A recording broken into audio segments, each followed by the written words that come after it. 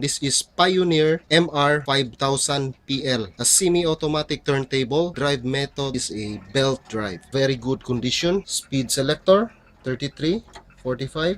Stop button switch, Q-wing lever, original adapter. This is the belt.